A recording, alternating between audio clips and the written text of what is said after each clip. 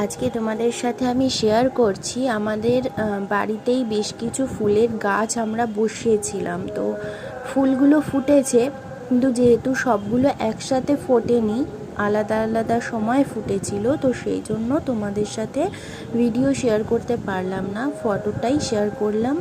কেমন ফুলগুলো লাগছে বা কোন ফুলটার কালারটা তোমাদের ভালো লাগছে অতি অবশ্যই কিন্তু জানাবে। আর তোমরা যেটা ভালো ফুল বলবে, যেটা তোমাদের পছন্দ হবে, সেই ফুলটার উপরে কিন্তু আমি জুয়েলারি বানাবো।